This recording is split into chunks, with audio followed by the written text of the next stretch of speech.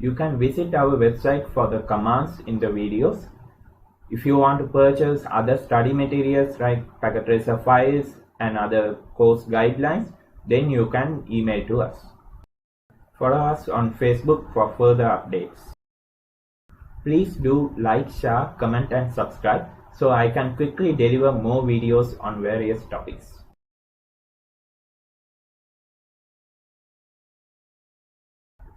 The purpose of VLAN is you can have different network devices on same single switch. For example, let's say your first row switch is having accounts department devices, sales department devices and IT department devices. Likewise, your second row switch is also having accounts department, sales and IT. So by developing VLAN, you can communicate from your first row sales department to reach the second row sales department. Okay.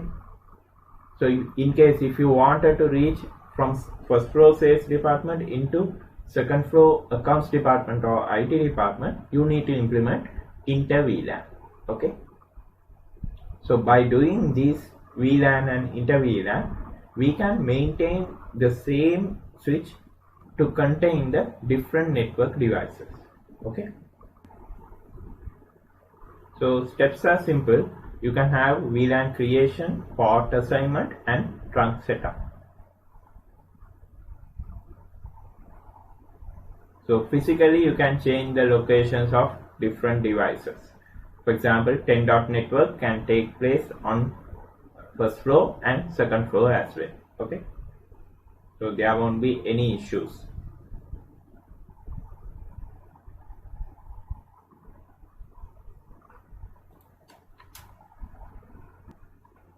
Let's say for example, if you don't have enough space for accounts department PCs in first row. So by creating VLANs on second floor for the accounts department, you can add more end devices, more people to sit on the second floor and connect to that switch and communicate with the accounts department on first floor switch, okay, without any issues.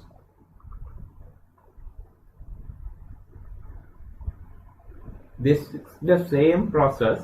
Let's say for example in second floor, without creating VLANs, even if you assign IP addresses on end devices with the accounts department IP range, so the result is going to be the same.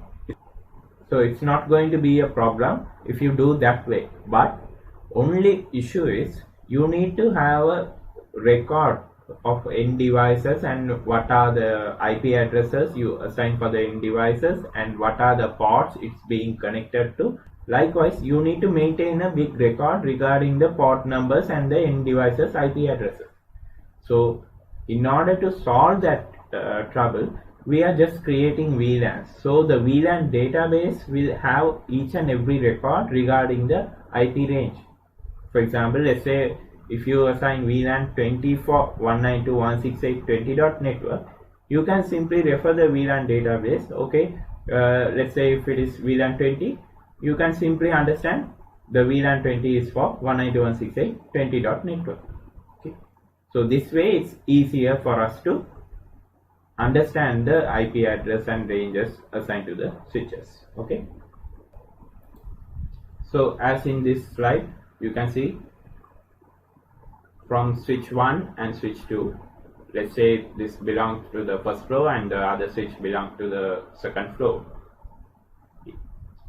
The end devices on first floor for the accounts department, which means the VLAN 2, can communicate with the other VLAN 2 end device on second floor or third floor, whatever it is.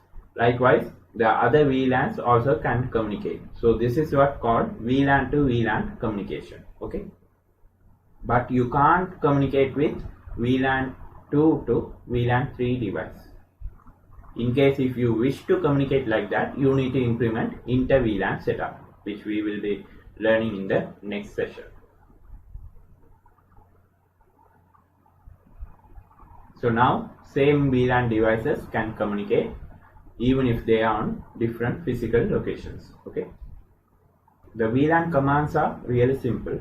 Okay, So VLAN creation, to create a VLAN, you simply have to type VLAN and a number and name for that particular VLAN. Here I have used ID. Okay. So when you assign numbers for the VLAN, you can use numbers from 2 to 1001. Okay. Because generally VLAN number is for 1 to 1005, and the VLAN number 1 and VLAN number 1002 to 1005, which means 1002, 1003, 1004, 5. All these are reserved VLANs. You can't modify it. So all other remaining VLANs you can use it in your number. Okay, here. So for this, instead of this VLAN 10, you can use any number from number 2 to 1001. Okay. So here I have created two VLANs, VLAN 10 and 20, with names IT and HR. After creating the VLAN, I need to assign certain ports on my switch for the particular VLAN. For example, let's say interface range FA 0/5 to 10 means on my switch 5th port to 10th port, I am assigning it for the VLAN 10. So whenever you connect the end device to the switch, the switch port must be in the access mode. Okay, so that's why we are assigning the next command, switch port mod access, and then switch port access VLAN 10. Likewise for interface range FA 0/11 to 15. Okay, so which means from port number 11 to port number 15 on a switch. So this is a range of ports. So in order to specify a range, you can use the range command. If it is a single port, you don't need to mention this range command. Okay, you can simply go for interface FA 0/10 if you need only the port number 10. Okay, so now here you are having a range of ports, so you are using the range command. Okay, and switch port mod access, switch port access VLAN 20.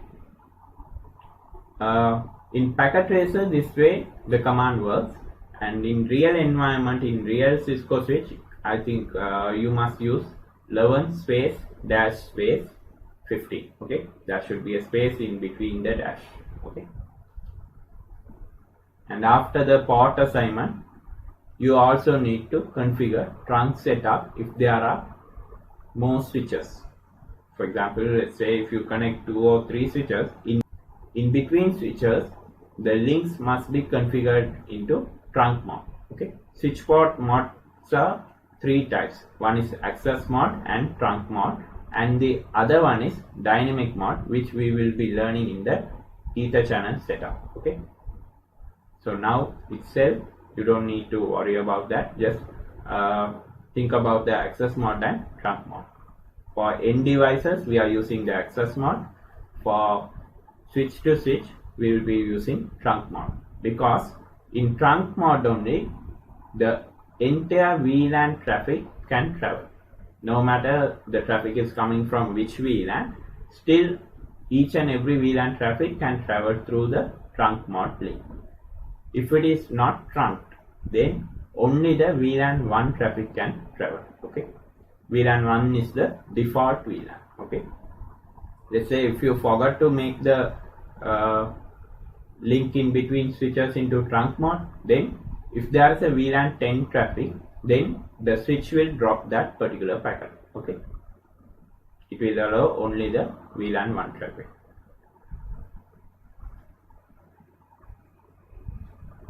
And for short forms, interface means you can type simply INT, and fast Ethernet means you can simply use FA. Okay, and Ethernet means you can use E.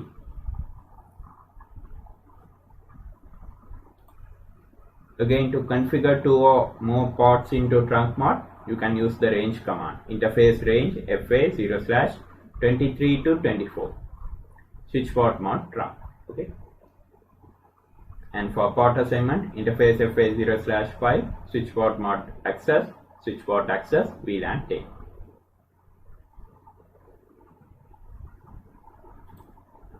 And for troubleshooting commands, you can simply verify the VLAN database by show VLAN brief. You will see a database for VLAN, and show run commands shows you the interface configurations, and show interface fast Ethernet 0/24 or any other port number with switch port will show you the switch port configuration, and show interface trunk will show you the trunk setup of the link. Okay, what are the interfaces being configured to trunk mode? Okay,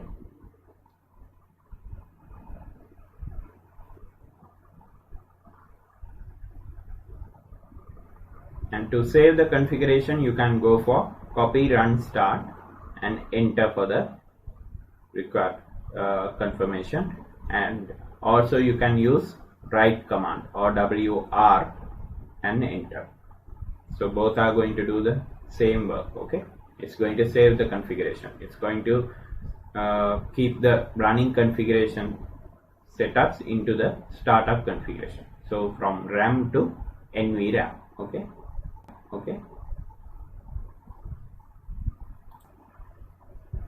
so when you try to configure VLAN after your VLAN setup, you will attach the PCs to the particular port on that particular VLAN. For example, let's say if this is VLAN 100 PC, in this switch there will be a port assigned for VLAN 100. So you are going to connect that end device to the particular port. Okay, here is 0/17. Okay, then the in between switch to switch link you have configured it as a trunk link, and then for the other switch again you are doing the same. Let's say now you have configured VLAN and you are sending data to the other device on the same VLAN 100. Okay, so the process is like the packet will travel to the switch and switch will take the data. For example, let's say the green color is the data, you just think this one is the data, and it will add a tag for that data. For example, from which VLAN it's being sent, the end devices. So it's being sent from VLAN 100. This data together with the tag will travel through the trunk link and reach the other switch, and from that switch, which means the second switch, the tag will be removed. Okay, the switch will read the VLAN tag and it confirms, okay, the data is coming from VLAN 100, so I need to send the data to the VLAN 100. So it will remove the tag and send the data into that particular VLAN 100 device. Okay, so the VLAN tagging happens in between switches. Okay, the end devices doesn't know anything about the VLAN tagging. Okay,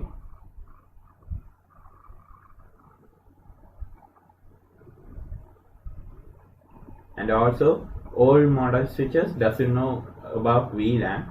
So what it does is it will send the data without tagging. But let's say if the first switch is a old version of Cisco switch, then when the end device sends a traffic for VLAN 100 on other switch side, so this switch, when it receives the data, it will send the data without VLAN tagging.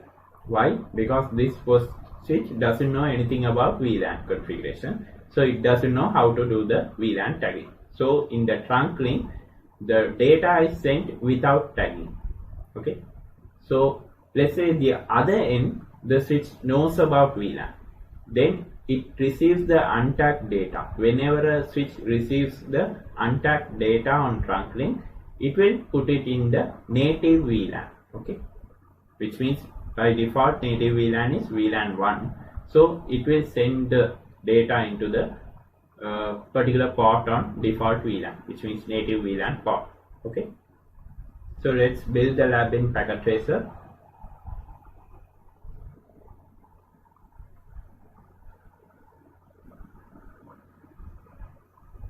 So open your Packet Tracer and take the switch 2960 switch. So I'm taking 3 2960 switches, and we need to connect end devices, laptop, PCs, servers, printers, whatever. Just drag and drop, that's it.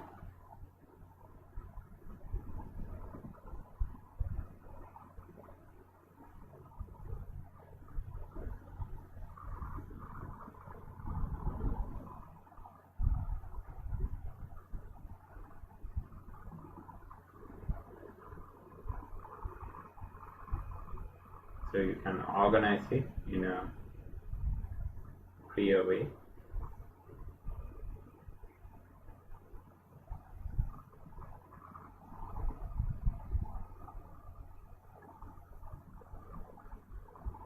So now connect the cables. You can hold Control on your keyboard and select the straight through cable for end device to switches.